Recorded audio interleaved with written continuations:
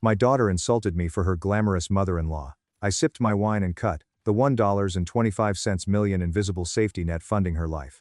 My name's Martha Sterling. I am 62 and have spent my adult life building something I am proud of. The organization offers financial consulting and wealth management in a quiet Boston area. I created this company at 32. I lacked investors, unfunded trust. I had $15,000 in a tattered savings account, a second-hand oak desk from a shutting insurance office, and a framed company license that I mounted center on a freshly painted beige wall to prove my fearful leap of faith was real. After 24 years, I sold a controlling stake in that firm, which managed $410 million for 250 high-net-worth clients. I mentored 4 of our 14 outstanding, devoted colleagues, promoting them from timid junior associates to formidable senior partners. I know money. I know how it grows, disappears, hides, and most importantly, changes those who have it and those who want it. I was never flamboyant. This character trait is key to understanding the horrible events that follow. I've never desired a massive Hamptons vacation home. I never leased a luxury European sports car to impress strangers at traffic lights. I drove a reliable, unsexy 14-year-old Subaru Outback for much of my 50s since the title was in my name. The engine purred like a pleased cat, and I believed cash should be put in growth, not vanity assets. Historic and sturdy, my 5-bedroom colonial in a quiet Massachusetts suburb has superb public schools and inexpensive property taxes. I hand-painted every room in this house. I did it because I enjoy the methodical, rhythmic manual labor of rolling paint onto drywall, and because paying a stranger $4,500 to apply eggshell white to my living room felt like an insult to every financial principle I had spent 3 decades teaching my clients. I don't disclose uninteresting facts to illustrate my morality or asceticism. This will help you understand what my daughter Chloe saw when she looked at me, and why Victoria Vance attracted her so thoroughly, naively, and fatally. Mother of my son-in-law David was Victoria Vance. I knew Victoria for nearly 12 years when Chloe and David started dating in their senior year of college, a degree I fully supported, but that is a complex ledger item I will handle soon. Victoria transformed a room's atmosphere when she entered. She boldly challenged bystanders with her age. She had the extremely precise, irresistible glitter of someone who had spent decades building a towering, impenetrable mythology about herself and repeating it so loudly, regularly, and for so long that even she had lost the ability to discern it from reality. Victoria softly discussed Radiant Beauty, her cosmetics brand, like a Silicon Valley visionary.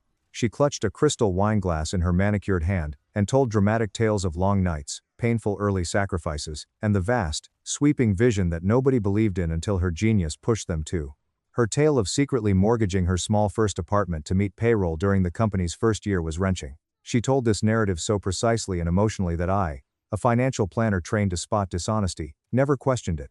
That story thrilled Chloe. Actually, Chloe loved everything about Victoria with a fervent, almost religious devotion that I had spent a decade convincing myself was healthy, normal, and nothing to take personally. I was the boring, pragmatic mother who talked about index funds and compound interest. Victoria was the glamorous, globe-trotting mentor who talked about manifesting destiny and smashing corporate patriarchy. I should have trusted my quiet, analytical mind. I should have checked porcelain cracks. At dinner on a crisp, unusually cool Saturday evening in late October, our family's tectonic plates collapsed. She hosted at her magnificent home. Her table, her delicious cooking, her husband David, their 2 teenage children, Leo, 16, and Emma, 13, myself, and a months-long, vicious fight about Victoria. Actually, tension increased earlier that afternoon. I dropped off Emma's birthday gift, a luxury drawing tablet she wanted at their residence. I accidentally entered from the side. On the phone, Chloe paces the kitchen laughing her peculiar, crazy laugh for Victoria. I know, Victoria, I know. You're honestly just incredible. I don't know how you do it. Chloe hung up, startled to see me, and began a breathless monologue about Victoria's high-stakes talks to launch a revolutionary new skincare line, flying to Los Angeles to meet with massive private equity investors, and being the most impressive, awe-inspiring voice. With a wrapped gift worth more than my first automobile, I remarked, "That's very nice, sweetheart." Chloe looked at me. Pity was a sight I had seen 1,000 times but was frightened to call. Pity and deep second-hand shame. By dinner, Victoria adoration had escalated from a murmur to a roar. David, a smart, grounded man I liked, casually suggested a small mortgage refinancing tweak they were considering. A typical financial fluctuation. Chloe instantly politicized the interest rate conversation, making it a vote on my life versus Victoria's. Well, Victoria actually gave me some brilliant advice about leveraging debt. Chloe swirled her Pinot Noir. Victoria might approach this differently, but then again, Victoria took nothing and built a great empire from sheer, unadulterated will. She never leaned on anyone. She never compromised for safety. Chloe paused, the candlelight highlighting her malicious smile. She literally hit me in the eyes. My mother-in-law built everything herself. Mom. She's everything you're not. The entire dining room presumably vanished in that short time. Ambient jazz from the smart speaker muted. Stop clinking silverware. I heard her statements as the inevitable, catastrophic coming of a train I had been watching for 20 years, scared on the tracks and reluctant to believe it would hit me. I kept calm. Not surprised. I carefully placed my silver fork on my lap's linen napkin. I stared at my beautiful, goofy, blind daughter across the table. I said, well, emotionlessly. Then I suppose I will just let Victoria pay your bills from now on. Chloe laughed. No nervous, shrinking laugh. Laughter of disbelief. A laugh that shouts, you feeble old woman, you cannot be serious. What bills, Mom? Those 3 words. What bills, Mom? 3 painfully dumb comments told me everything about my last 20 years. I watched her in her clean dining room and well-maintained life and thought, of course she doesn't know. How could she? In my infinite, wrong maternal knowledge, I never made it a transaction. I never made her beg. Never made her ask. I never meant my financial support to be a burden, guilt trip, or emotional leverage, just paid. Paying quietly, efficiently, and often. I paid because she was my only child. Leo and Emma were my family, and I believed unconditional love did this. Reduce friction to let them fly. I wasn't loud. I didn't cry. No table flipping. I pushed my heavy wooden chair back, rose up with good posture, stated I was tired, kissed my surprised grandsons on their foreheads, and left the front door into the cold October night. I drove my vintage Subaru silently to my paid-off Colonial. I slept none that night. My home office has a spectacular east-facing bay window. At 4:13 a.m., while methodically opening digitally stored bank documents from the past 2 decades, you can see the sky slowly, agonizingly shift color while mathematically deconstructing your identity. The sky went from bruised, violent purple to freezing slate gray to piercing light gold in early New England fall dawn. Watching a lovely sunrise illuminate a sterile Excel spreadsheet that says you've been a ghost for 20 years is strange. I accessed everything. Every vault. Every encrypted file. Automatic clearinghouse payments. International wire transfer confirmations. Whole life insurance policy documents. Automobile loan statements. Educational trust disbursements. Master financial planner. I can locate cash. Using shell accounts, I can calculate compound interest on invisible gifts and track capital bleeding. I did this for strangers my whole career. I never utilized those terrifying forensic skills on my family. I had written 3 pages of properly recorded, perfectly categorized information at 7 a.m. when my coffee was ice cold. Looking at the numerals burned them into my eyes. Chloe's Penn State tuition, room, and board, $72,000 paid straight to the bursar over 4 years. My liquidated trust paid her $95,000 NYU Stern MBA, which she hustled to complete. I framed the down payment for her and David's first starter home as a small, one-time wedding gift because David's entry-level job couldn't cover it and I didn't want to stress them out. Wuan Wutian Mayorn. Leo and Emma paid $7,200 each month at Crestwood Preparatory Academy, after Chloe lamented that public schools weren't challenging enough, and David's promotion failed. Every month. The last 6 years. Just that line item cost $518,400 and increasing. Cost of gold-tier health insurance for their 4-person family during David's 1-8-month finding himself, period, $35,000. Chloe's gorgeous Audi Q7's 4-year vehicle loan, $1,200 per month, auto-drafted from my secondary account. The $900 emergency foods debit card I gave Chloe when Leo was a baby and quietly topped up every month for 14 years. Emma's private cello lessons. Calculus AP tutoring for Leo. The expensive, multi-generational family vacation to a Bahamas luxury resort that I enthusiastically advocated and fully sponsored because I wanted to spend time with my grandchildren, and Chloe couldn't afford flights or seaside cabanas. Little things. Not visible. Endless. Suffocating. The spreadsheet's bottom stated $1,250,000 in black Arial. eBay Arshawu Mayorn. Spread thinly, delicately, and wonderfully over 20 years. My daughter may sit at a candlelight table, drinking wine I probably bought her, and ask me, what bills? In confusion. I shut the laptop carefully. In the quiet house, the hinge clicked hard. From my ergonomic chair, I watched the glorious October sunlight and imagined invisibility. I thought about how I had purposefully made myself a financial ghost, because true parental love required self-effacement. Chloe, calling Victoria, self-made, without cognitive difficulty puzzled me. Because Chloe's carefully maintained, perfectly insulated life contained everything she possessed. The top school, beautiful residence, organic goods, and perfect security were there. Similar to oxygen. Nobody worries where the air comes from since they've never suffocated. I grabbed my phone. My main bank's senior relationship manager's private line was phoned. I skipped business hours because she checked her texts. Brenda, I said sleepily when she answered. I apologize for the hour. I need to execute a series of immediate, hard stop cancellations on a massive block of automatic payments and standing wire transfers. Brenda handled my accounts for a decade. She recognized my tone. Of course, Martha, good morning. Let me log into the terminal. How many specific transfers are we discussing terminating? All of them, I said. Deadpan was my tone. Everything, Brenda. Every single standing order connected to my daughter's accounts, my son-in-law's accounts, and the grandchildren's educational portals. The mortgage supplements, the tuition drafts, the auto loans, the grocery card. Sever every single umbilical cord. Immediately. A mechanical keyboard clacked rapidly and paused long on the other end of the connection. The silence of a seasoned banker observing a massive liquidity loss.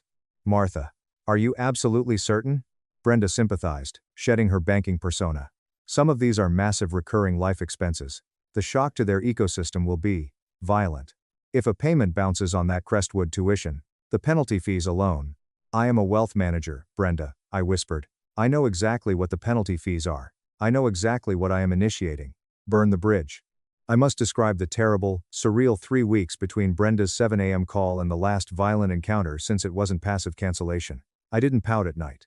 I was doing something else entirely. After the shovel touched the dirt, I couldn't stop digging. Investigating. Unrelated to Victoria, Diane Vance is a dear friend.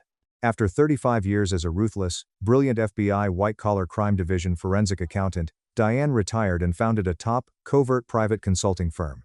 Over 20 years, I had secretly referred Diane, dozens of my most difficult, desperate clients.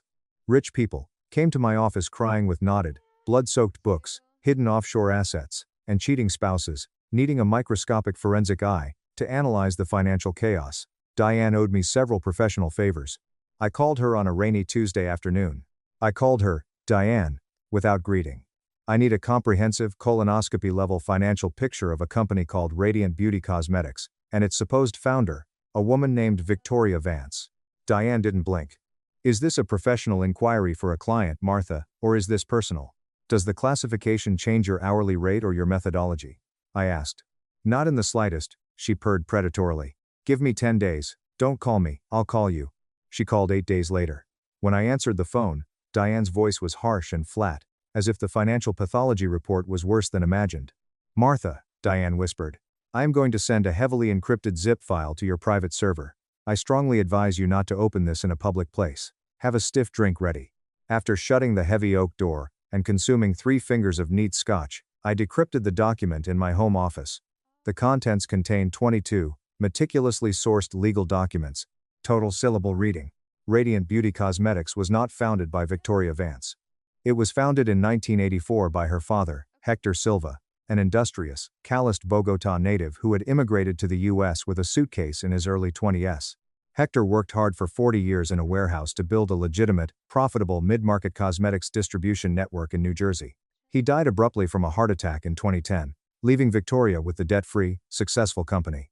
Victoria celebrated her dazzling, empowering empire at cocktail parties, but it was 26 years old when it fell into her groomed lap. She inherited it free. She then wasted 12 years trashing her father's legacy with astounding incompetence. Diane's documents showed financial ruin. I have every legal right, I whispered. These are entirely public court dockets, state probate filings, and verified Department of Labor records. I did not fabricate a single syllable of this dossier. If you can provide documentation that disputes a single line item in that packet, I welcome you to present it right now. Victoria looked around wildly. Let me explain David's expression when she looked at him. Chloe stared at the $1.25 million ledger like a bomb, silently crying. She looked at Leo, who was reading pay theft allegations with the confused focus of a teenager learning adults lie. Victoria took her faux fur coat from David's chair.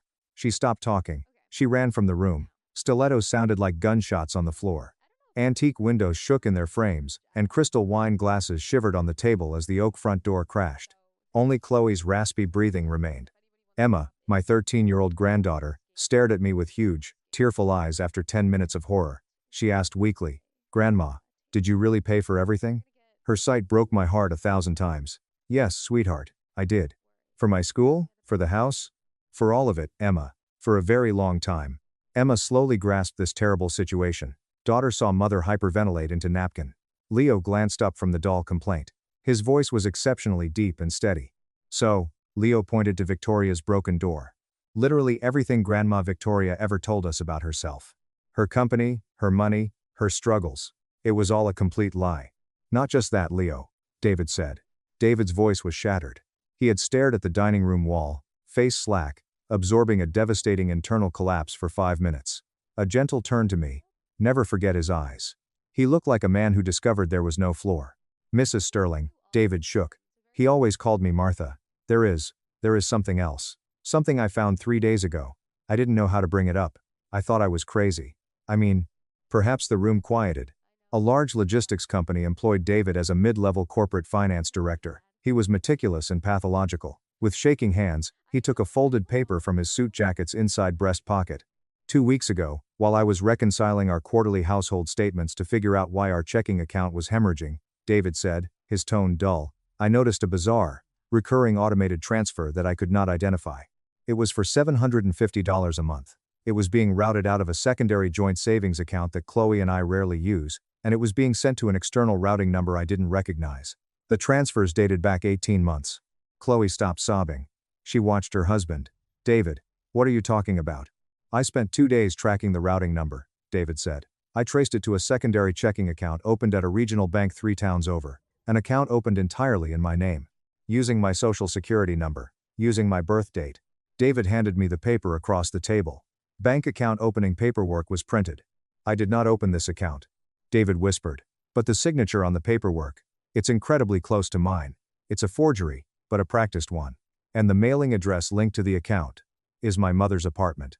Looking at the paper below, the knot in my stomach was hard and icy. "Someone," David choked, crying. "My own mother, used my stolen identity to open a shadow account, and she has been siphoning $750 a month from my family's savings for a year and a half to pay her rent. 18 months. Costs. $750. Month. Dollars. $13,500. Chloe screamed and sobbed. She covered her face with hands. A terrible moment passed as I stared at the fake signature. Inhaled deeply. I yelled, "David," ending the argument. "You are going to take your family home right now. You are going to put the children to bed. And then, you are going to call the fraud division of your bank tonight. Not tomorrow morning. Tonight. And first thing Monday morning, you are calling a criminal defense attorney." David hesitated. "Martha, do you really think my mother?" "I do not know what your mother's internal justifications were," I said gently. "I know that you have documented, legally actionable evidence of federal identity theft and financial misappropriation. That is no longer a family disagreement, David. That is a felony, and it is a conversation for law enforcement." David nodded slowly, captivated. He got up, grabbed his crying wife, gently took his terrified children to the door, and left into the cold night.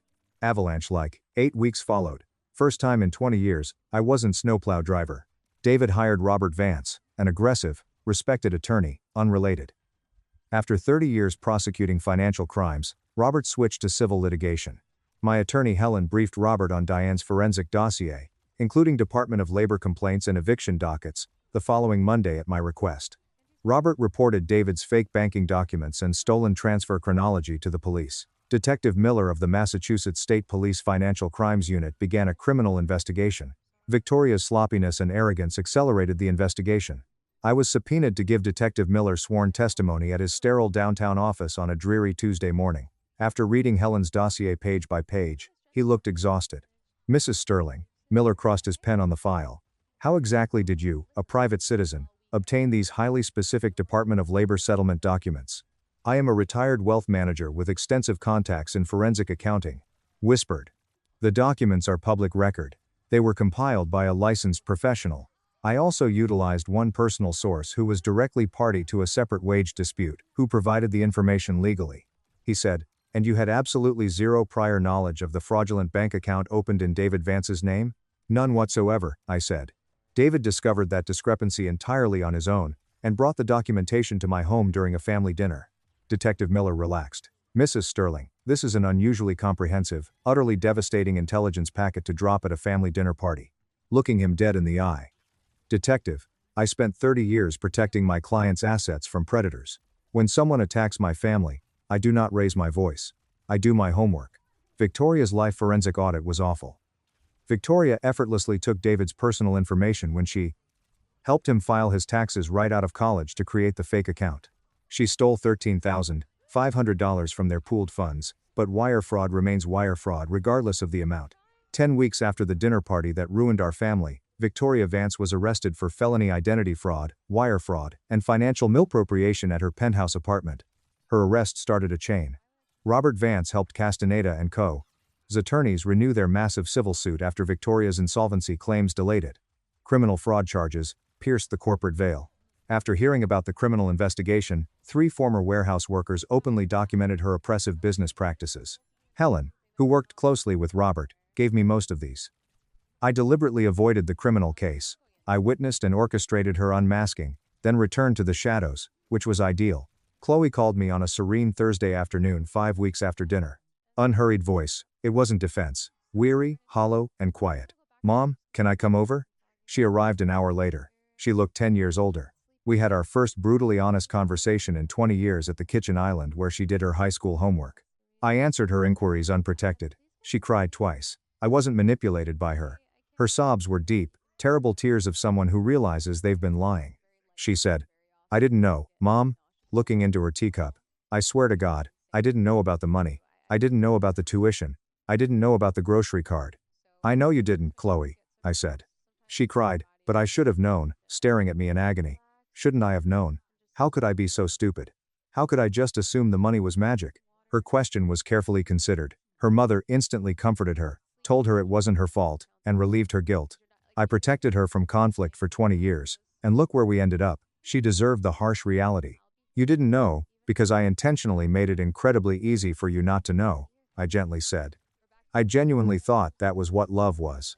I thought being a good mother meant removing every single obstacle from your path, so completely that you never even had to feel the bump. And I halted. I think Victoria was a master at telling you a highly intoxicating, cinematic story about what strength and success look like. And I was very, very bad at telling mine. So, you bought her story, and you entirely ignored mine. That is not entirely your fault, Chloe. But it's not entirely mine, either. Excruciating quiet.